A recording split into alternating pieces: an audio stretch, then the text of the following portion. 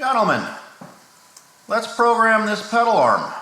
It is unfortunately a model I can't share with you, but I can show you how I would program it at my personal shop using the feeds and speeds that I personally use in my shop. What you're going to find is they're going to be a lot more faster, a lot more aggressive, and that's simply because the machines are a little bit stouter and we're here to make money. So let's program this part. I've imported the body and the model from SolidWorks as it was given to me. So what I'm going to do now is I'm going to create a new setup using the stock as the model, or from the stock from the solid that I drew.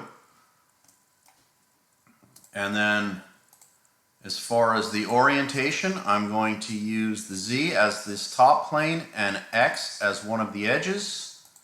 And I'm going to switch it around so that X positive is in the correct direction. And I'm going to go from a selected point over here on the back left corner of my stock. That would be the solid jaw of the vise. I'm going to now hide the stock, and for my model I'm going to select the pedal arm itself. So what I'm going to do now is I'm going to face the top of it off. I'm going to use my 3-inch face mill. I've already got that in my tool library here. It's 3-inch face mill. I'm going to run it at 6,000 RPM, 90 inches a minute. That equals 5 thou per tooth. And I'm going to want to select climb. In the geometry tab, I'm going to select nothing. In the heights tab, it already is at model top, but I personally like to select the top of the model.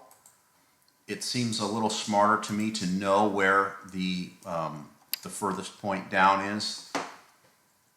So anyway, we've got it on climb, and then we have to hit our favorite button here, extend before retract. That's important to not get the reverse swirl as the part finishes, the toolpath clears the part. So there we go. Now I'm going to do a 3D adaptive clearing.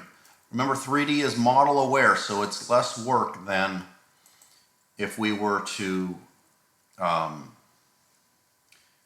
do it in a 2D path. So I usually rough with tool number 3, which is my 1/2-inch end mill. In this case, I'm running at 10,000 RPM. I'm going to make this feed rate 175. Come on. Oh, numlock. 175. I'm going to make my lead in feed rate 175 and my lead out feed rate 500. My ramp feed rate 150. Okay, I'm going to choose nothing in the geometry tab. I'm going to let the computer do the work.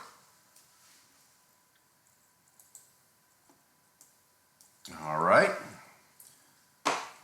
So as far as the bottom of it goes, from selection, I'm going to go negative 40 thousandths is where I want the bottom of the tool to be. Okay, as far as my roughing step down goes, I'm going to take it all in one shot. So this is 3/4 of an inch thick, plus the top of the stock, plus the bottom. So if I go 0.85, that should clear it in one pass. And I'm going to make the optimum load, the radial step over, 150 thousandths of an inch. I'm going to leave my stock to leave as the default setting of 20 thou around the radial and 20 thou from axial. That will actually leave me a cut that is 20 thousandths below the part because I went 40 thou below it, and now I'm leaving a stock to leave of 20. So let's see what we do.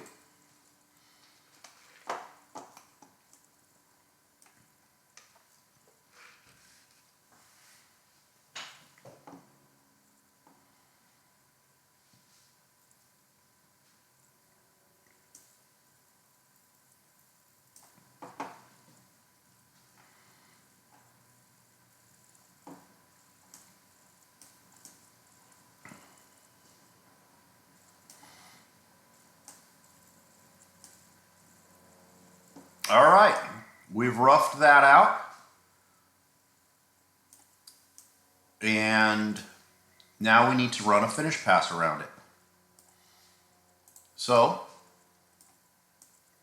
this one's a bit tricky because you can't choose a finish path around the whole thing because you don't have a linking move right here. So here's what I'm going to do. I'm going to make a sketch on the top of this part. Therefore, I can project the geometry that I want to project.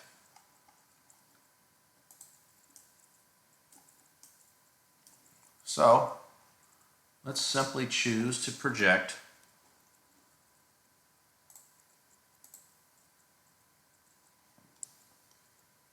this geometry that I want to project.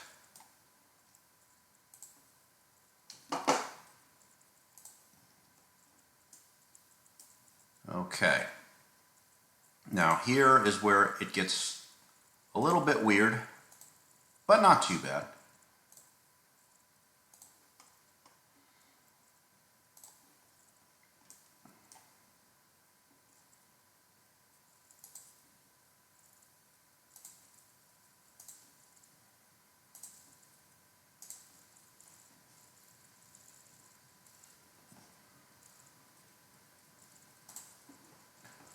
Okay, so let's hit OK with our 19 lines being projected. Okay, what we have here is a gap, right? So let's project this one.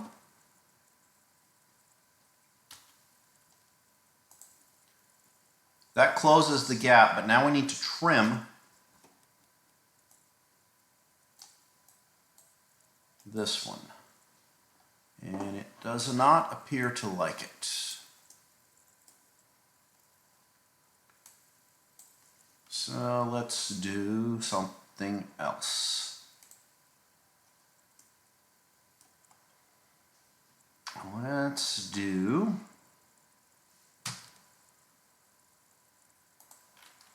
delete that. And let's create a 3-point arc.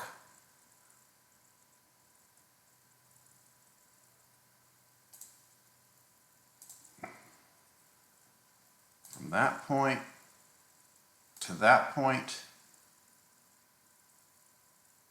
Just leave this out here somewhere in space right now so it's not clicked on anything. And then let's try and make that line and that line coincident. Not happening here. So let's try something else. We have a collinear.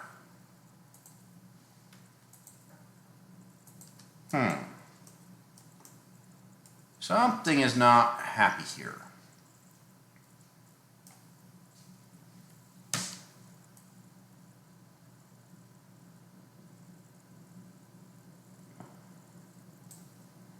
All right, how about let's choose to make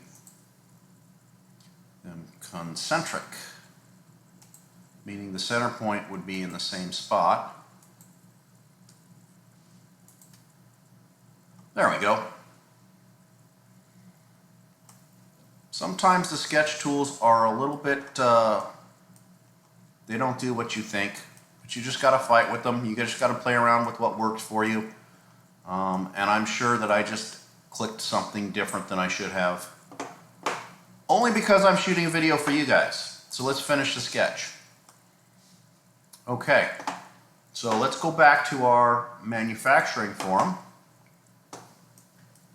We can regenerate this stuff. While that works, let's contour the edge of our petal. Okay? We're going to use our same tool number 3 as a finishing tool, except we're going to use 85 inches a minute, still at 10,000 RPM, because we want a nice, pretty finish around it. It is a finishing pass. So for our geometry, let's choose So I want to show you what would happen if we didn't make that sketch. If we chose that line, see, it would go around this point. We don't really want it going around that point because we want to finish this thing to full depth over in this area. So let's just delete that one and choose the sketch that we just made. Now it's not model aware, so keep an eye on your arrow here. It could be on the wrong side like it is. Just switch that around. And our bottom height, let's go from the bottom of the part and negative 0.02. That way we know we've cleared the whole part. And as far as our entry position, let's choose an entry position that's going to be less obvious than right in the middle. Let's choose right at the bottom of this arc, or the bottom of the pedal along the tangent point of the arc. And hit OK and see what we get. Okay, we've got a nice contoured finish pass around the outside of the pedal. Okay, so just to make things easy, I'm going to turn off that sketch so you can't see it and I can't click on it. But I know it's there and I know it's driving contour, this 2D contour. Okay, so let's take a stab at that hole right there. I'm going to do it as a bore. I'm going to use my 3/8 tool, which for me is always tool number 8. So I'm going to go grab it out of my library. And I'm going to choose the circular faces of this bore. Okay, this tool has a radius on it. It's a bullnose end mill. So I have to go below that surface by the distance of the radius. The radius is 0.63. So I've got to go below the bottom of the hole, but I'm just going to go below the bottom of the part because there is a chamfer on the other side. So I'm going to choose selection. I'm going to go there, and I'm going to go negative 0.07. That should give me plenty of room to clear the radius. And I'd like to start from 50 thou above the whole top. That way I'm not jamming into the part. Okay, so I'm going to come back and ream this hole. It's calling out a very accurate bore size. So I'm going to ream this hole on the second op. So what I want to do is leave stock to leave all the way around that perimeter of 0.005. Now let's try 6. Okay, that'll give us 6 thousandths of an inch to ream and get a nice bearing bore in there. We could do it with the bore using the 3/8 end mill. It would just require a lot of fiddling and messing around to get it exactly right because it's calling out for plus or minus half a thou. So let's hit OK. And there we go. We're going to do the same thing for this bearing bore, except we can't get a 3/8 tool in there. Or maybe we can. Let's try it.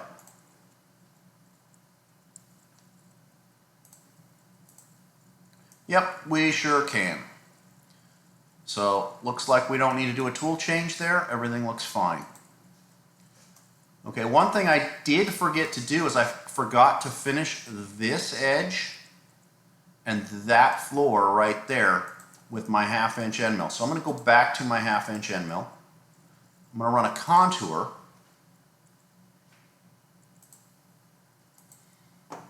Okay, we're going to make a finishing pass, so we're going to go at 85 inches a minute. 85, 85. Let's make the plunge rate 65. Okay, we're not doing any plunging. It will plunge outside the material. So I'm not worried about that. I'm just trying to speed up the process. As far as my geometry goes, I'm going to choose that as my geometry. I'm also going to choose that as my stock. The reason I'm doing that is I'm going over here to roughing passes. Let's go 0.35 as far as the maximum step over of my roughing passes. And let's just go make it 3 roughing step overs.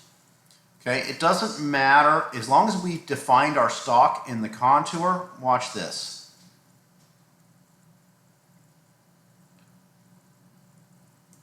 Okay, so it's running 3 passes on it. 1, 2, 3. Let's just change something to 20. 20 roughing passes. Okay, it didn't change anything because we've defined this surface here as our stock, and it knows it doesn't need to take 20 passes at it. So we can just leave that alone for now.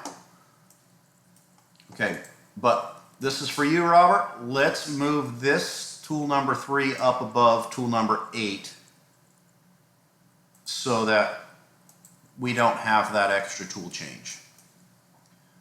Okay, so we're getting close on this part, but we've got to now rough out these pockets of the petals.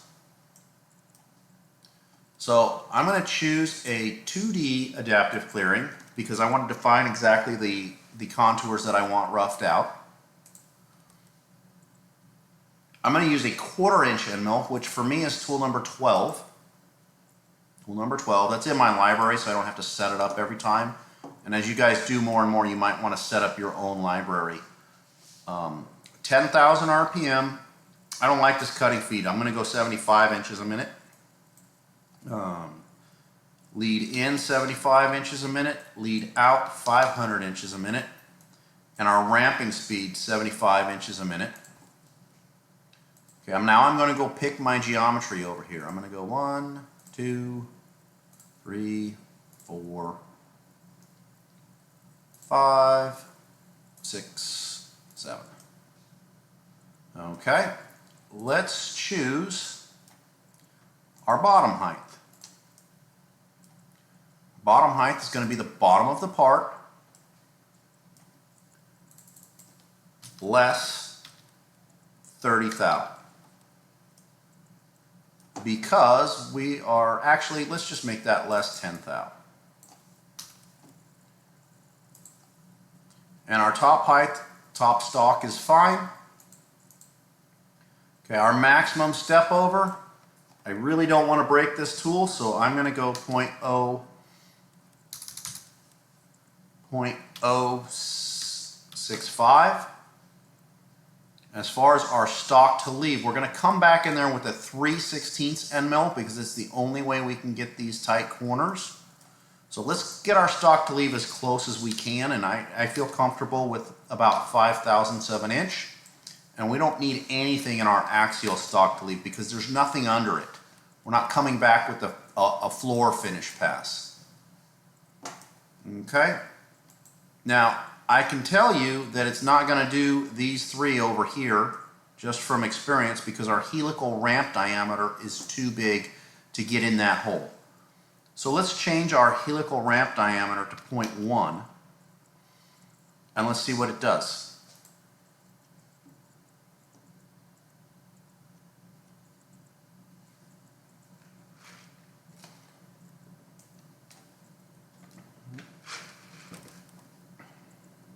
Okay,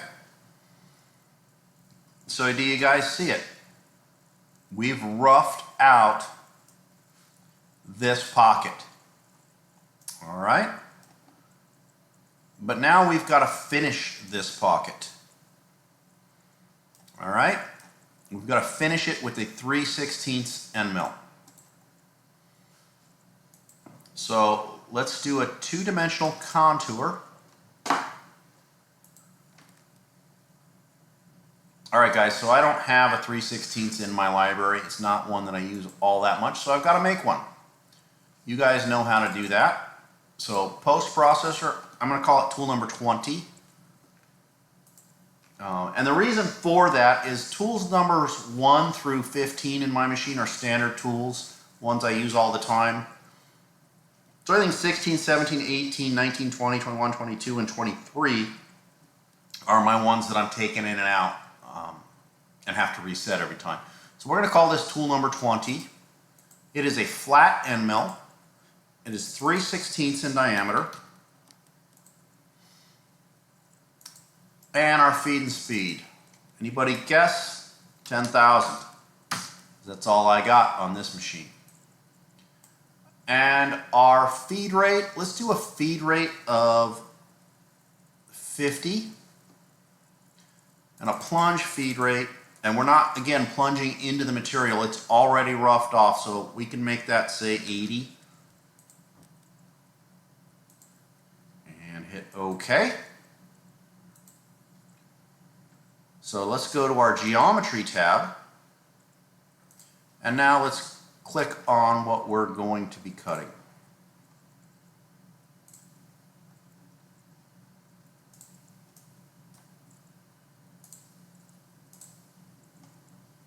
Okay. As far as our heights go, let's just choose the bottom of the part. There's a big chamfer on it, so by the time we get rid of that chamfer, we'll be plenty clear of that. Okay. But here's what I want to do. I want to use multiple depths, cutting into these corners at full depth because they're not all the way roughed out, because it was too big of an end mill. We'll probably break that end mill if I go full depth. So I'm going to go multiple depths, and I'm going to use 0.2 as my maximum roughing step down. Okay, and I'm going to make a finishing pass, and my finishing pass is going to be 0.003 thousandths of an inch, just to clean up that multiple depths. And here's a fancy little button that says finish only at final depth. So let's see what we get.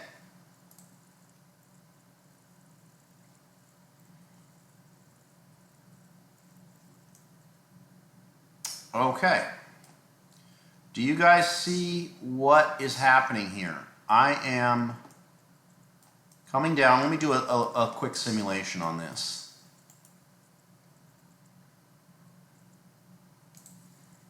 Okay, let's get rid of our stock for now.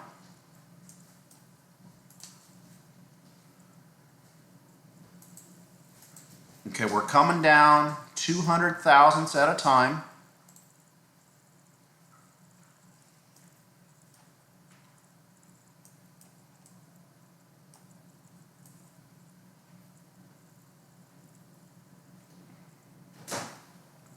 Until we get to the bottom.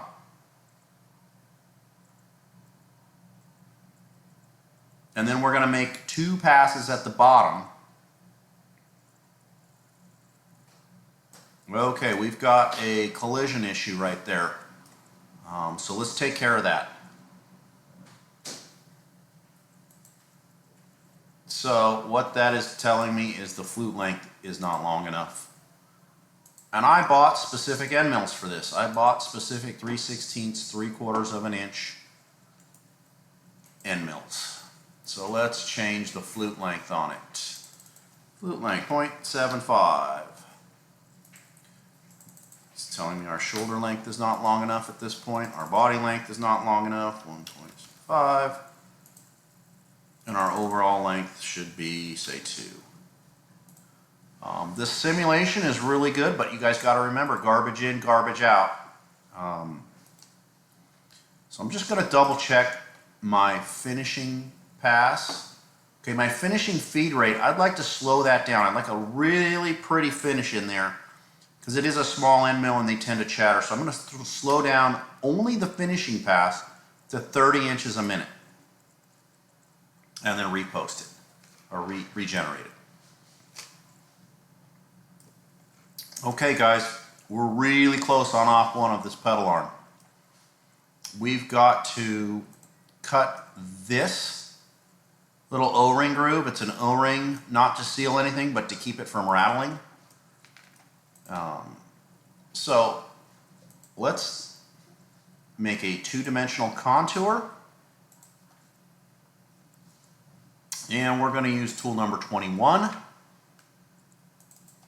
Again, this one's not in my library, but 10,000 RPM. It's an 1/8 inch end mill, so we have to go fairly slow at it. So let's go 30 inches a minute. Make sure our ramp is set at 30 inches a minute as well, because we are going to ramp into that contour. Like 125, 1/8 inch. It's a flat end mill, tool number 21. I'm going to hit OK. So as far as our geometry goes, we're going to choose that line. Selected contours is our Z bottom, that's fine. We don't need multiple depths or anything like that, but what we do need to do is we need to ramp this in. We don't want to come straight down. We want to ramp it in at 2 degrees. Okay? But now remember, watch this, guys. Okay, I see two problems with this tool path. One, I'm going to be ramping in way up here through the air. There's no reason to do that. You're just cutting air, you're just wasting time. And two, this lead out is going to come in here and cut a notch in there, which we don't want. So let's go ahead and change that. Two things we can change. We want our top height, instead of from the stock top, let's go to a selection and select this point. That way it only starts ramping a little bit on top of that. And then as far as our lead out goes, we still need a lead in because we want to ramp in. But we can take the lead out away because we want to pull it straight up.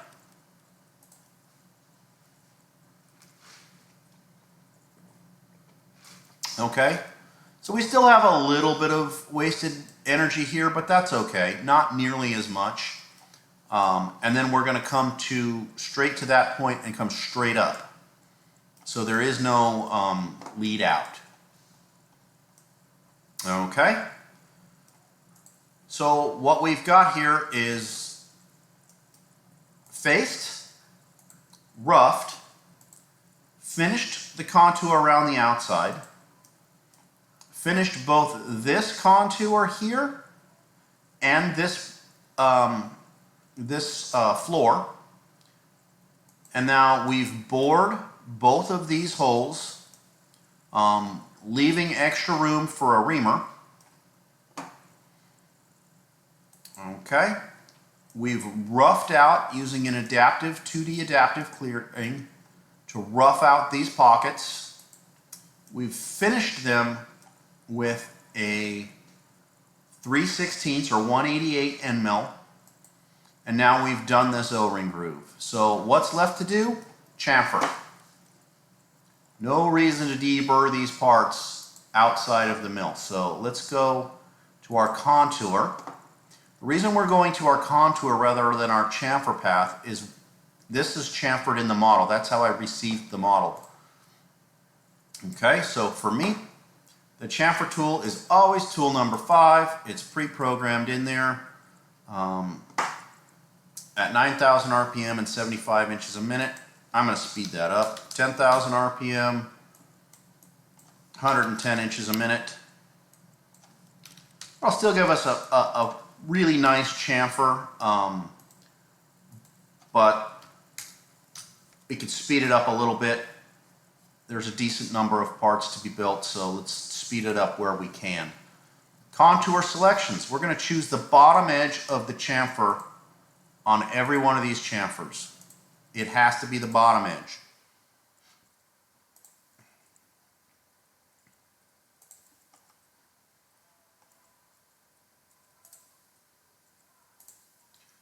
Okay, now you'll notice I didn't choose any of this. We still need to deburr that, but we're going to do that in another operation because that's not chamfered in the model. So because our 2D contour and I selected a chamfer tool that was predefined as a chamfer tool, it automatically selects this chamfer box. Okay, as far as our chamfer width, we're going to choose 0 because it's chamfered in the model. We don't want to take any additional material out. But we do need to, the chamfer tip offset, we need to offset the bottom of that further than our selected contour. So let's go with a negative, or actually it's not a negative, it's a positive 80 thou. It won't let you choose a negative there. Okay, so let's just hit OK. And you'll see that we've chamfered all of these edges. Our arrow is on the correct side on each of them. So we're going to now make a chamfer along these three using our chamfer toolpath, because there is no chamfer there. All we're doing is just an edge break. Okay? I can leave my feeds and speeds alone, 10,000 RPM, 110 inches a minute, that's fine. I'm going to choose my selection of these three. We'll get into why I'm not choosing that edge later. Okay, let's just leave our heights tab alone. Okay, chamfer width, it's only an edge break. We're not trying to get a big chamfer on it, so let's use 10 thou. Chamfer tip offset, let's use 50 thou. And our clearance of 5 thou.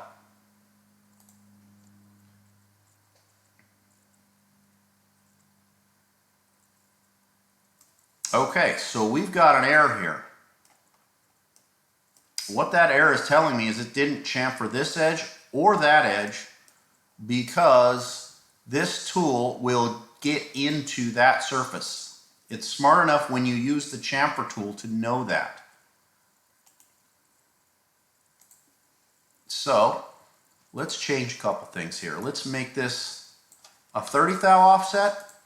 And because it's just an edge break, let's do away with our lead in and lead out in case that was part of the problem. Okay, now you guys can see that it's... Oh, actually there is a problem here, guys. The problem is it's not going to chamfer all the way here, because the chamfer tool will hit that, and I've told it to stay away by 5 thou. So this might be a slight bit of a Rubik's Cube here. Let's make this 40 and see if that helps.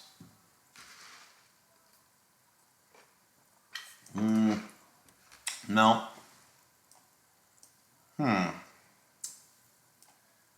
Well, I think what we're going to have to do is go down to a smaller diameter chamfer tool. So let's edit this. It's right now a 7/16 diameter chamfer tool. I've got a 3/8, so let's try it with the 3/8 chamfer tool. 0.375. And shaft diameter 0.375. And let's see if that works.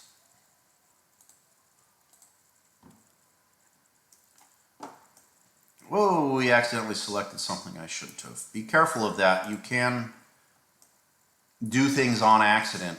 So let's see what we get here. Okay, we've almost made it all the way around. I think that's as close as we're going to get, unless we can drop the Z down a little bit more. If we can drop this Z down back to 50, since I took away the lead in and the lead out, it might offset that thing enough to clear, oops, this edge over here. Not quite. Okay, so I want to find out the distance between here and here. Looks like 65 thousandths of an inch. So I'm at a 10 thou chamfer and I'm dropping it 50 thou below that. I've only got 5 thousandths worth of clearance on that surface. That's where I'm going to leave it. So I'm going to get 90% around that circle, and I might have to just take a small burr knife and get the burr right there. But that's what we have to do. Okay, this one, since I changed the chamfer diameter tool, it needs to regenerate, no problem. Okay, so why did we not hit this edge with that same chamfer tool path? That's because I want to drop that tool down as much as I possibly can so that I can get the edge of the tool as close to this edge as I can. So it's 2D chamfer, same thing, it's just an edge break, so 10 thou. Okay, but we're using now a 3/8 tool.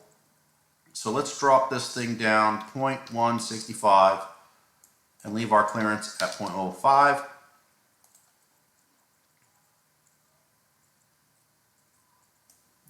And that's going to get us as close as we can to chamfering all the way to that edge. We're not going to get all the way there, but pretty darn close. And we can deburr a little bit by hand, but as little as possible is always ideal. So let's simulate that, and I'll show you how close the shank or the shaft of that tool gets to this wall.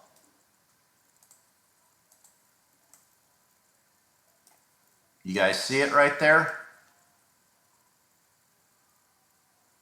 That's that 5 thou that I told it you have to stay away from there by 5 thou. The only thing I will warn you is when you define your tools and your flute lengths and your shank diameter is garbage in, garbage out. If you don't define it correctly, you could easily run into that wall. But we did, and it's all good. So what I'm going to do here is I'm going to simulate the whole thing, showing the stock for you guys, and that's it. So we're going to simulate our part. I'm going to turn on the stock. I'm going to turn off the tool pass because that will get a little bit complicated on you.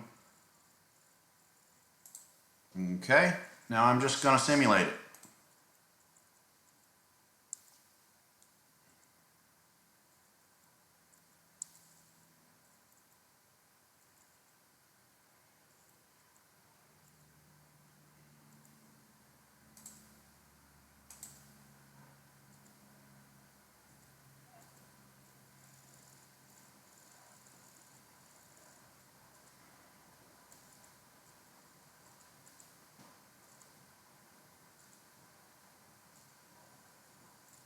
This is our adaptive clearing. It's a 3D adaptive clearing, and it's just roughing out the part.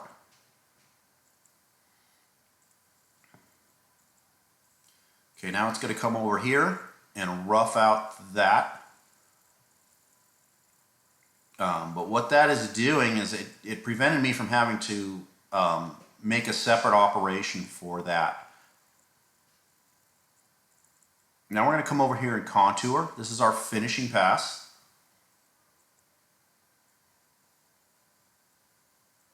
This is the one we made the sketch for. And now we're going to finish that floor along with this wall. And we switch to our 3/8 tool. We're roughing out this bore. Remember, I'm going to come back in with a reamer on op 2 when I flip this part over.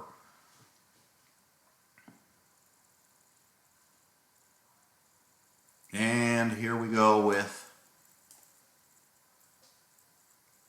roughing out these pockets.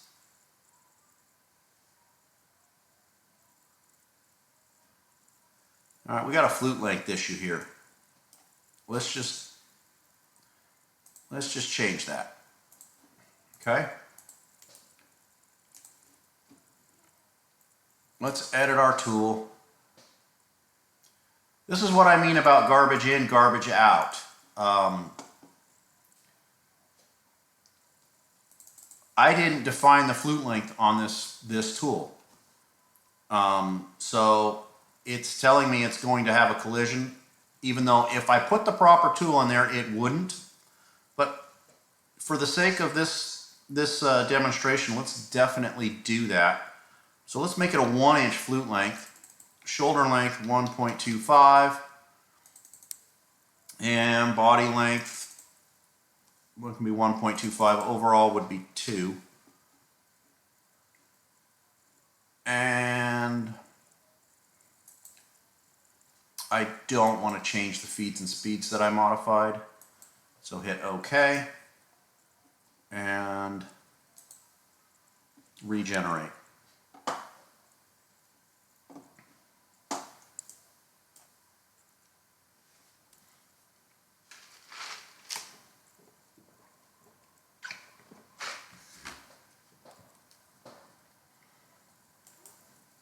Okay, so let's simulate from there down. That's where we left off. Let's get rid of our stock. It always confuses me. Okay, I'm going to speed this up a little bit. If I turn the stock on, because we didn't do the whole thing. Let's do the whole thing again. I'm going to make it go pretty quick here, guys.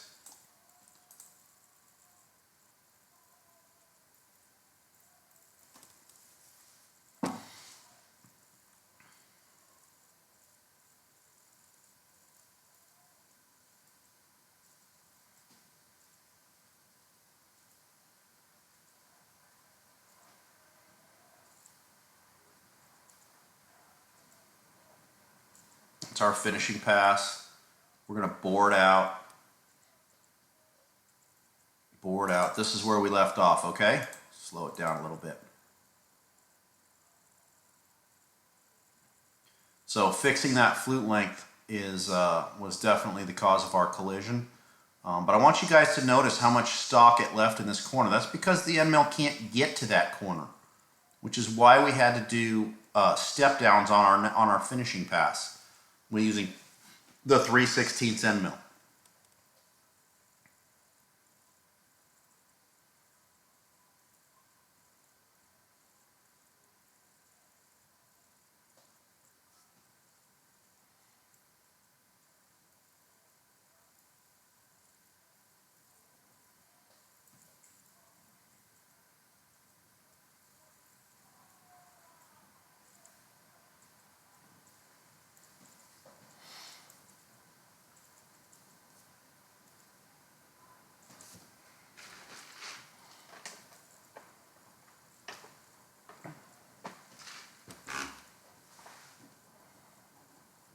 So remember we changed that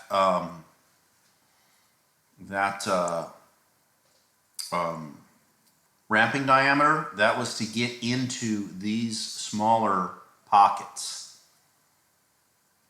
Okay, so here's our finishing pass. I'm going to slow it down so you can see really what that's doing.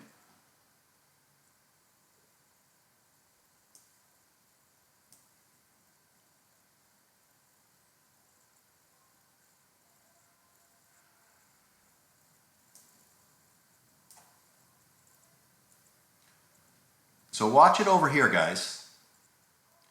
It's going to come around and it's basically full slot at that point. That's why we can't take the whole thing at once. You will break that tool in an instant.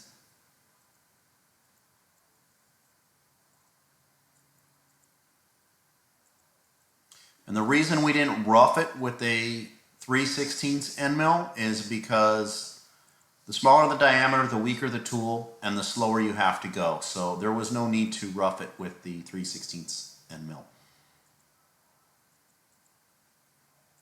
Same thing is happening in this corner right there. Okay, you basically go into full slot at that point.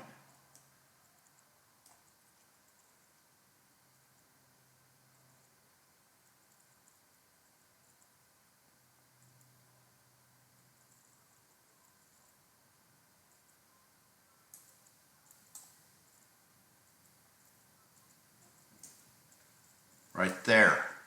See it?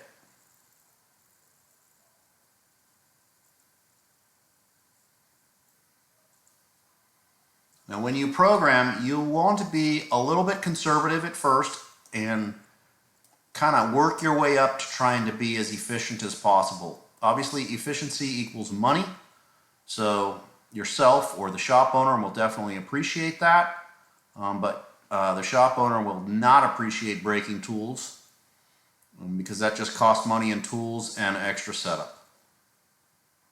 And my goal is to get through this run of 60 parts without breaking a single tool. Okay, so here's our O-ring groove. And now we're on to chamfering. Just about done.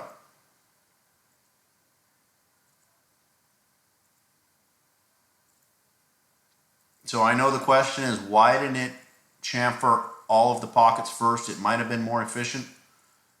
The answer to that is I don't know. It's choosing which way to go, and I'm not going to try and force it to go my way. We're talking, half of a second at the most.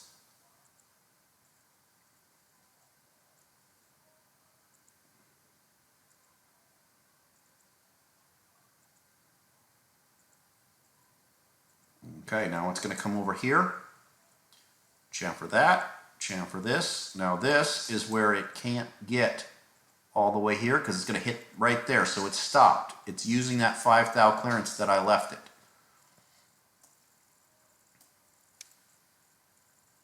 If I really wanted to do that, I could buy a 1/4 inch chamfer tool. I'm not going to do that for this job. I'll just deal with it.